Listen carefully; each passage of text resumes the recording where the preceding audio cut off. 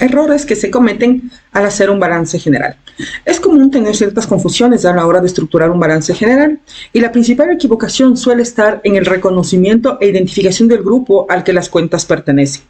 así como todo el análisis previo de cuentas que se debe hacer a fin de que éstas reflejen de manera razonable la información financiera y económica de la empresa a la fecha a la que estamos presentando. Por ello, es súper importante considerar los siguientes aspectos. Es imperioso y es súper importante, de hecho constituye vital importancia hacer un análisis de cuentas previo a la presentación de balances. Es por esto que cuando este análisis se lo hace de manera incorrecta o de manera deficiente, las cuentas no presentan de manera razonable la información financiera de la empresa. Es decir, podría omitir información importante o sobreestimar información, lo cual hace que, por ejemplo, los índices reflejen no de manera correcta la realidad de la empresa. Y al ser una herramienta para toma de decisiones, es importante que la información que se presente refleje de manera real, de manera razonable, la información financiera y económica de la empresa al momento en el que estamos revelando esta información. Otro error es no efectuar una correcta diferencia entre el pasivo de corto y largo plazo, y lo mismo sucede con el activo, puesto que podríamos indicar que nuestro nivel de endeudamiento en el corto o en el largo plazo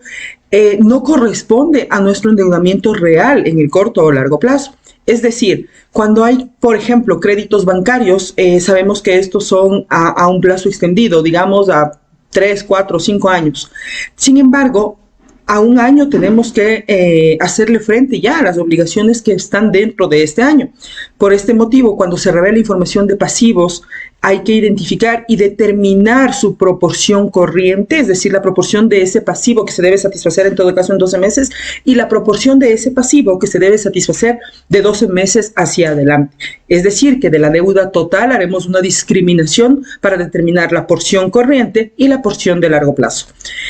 Otro aspecto en el que se suele incurrir es no contar con datos comparativos de años anteriores, lo cual hace que la información hoy por hoy refleje la información a la fecha, más no lo que sucedió en el periodo pasado, en el trimestre anterior, en el semestre, en el año anterior. De esta manera, al no poder hacer comparaciones y hacer análisis en forma histórica, limita también el poder hacer inferencias sobre el futuro.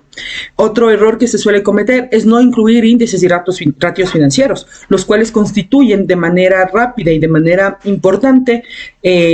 la vista que le damos hacia el gerente o hacia los accionistas de la situación económica y financiera de la empresa. Es decir, mediante ratios y mediante índices, yo puedo hacer interpretaciones mucho más rápidas y mucho más importantes sobre esta estructura financiera. Otro error es no efectuar una buena lectura e interpretación del balance. Suele suceder que si bien el balance se efectúa bajo la normativa y bajo la técnica correcta, al momento de leerlo e interpretarlo y transmitir esa información para personas que no son financieros, si es que no se tiene la suficiente de familiaridad o la suficiente bondad en el utilizo incluso de las palabras, podría no ser o podría no haber una correcta transmisión de esta información, lo cual haría que, si bien el balance es correcto, la transmisión e interpretación e inferencias sobre escenarios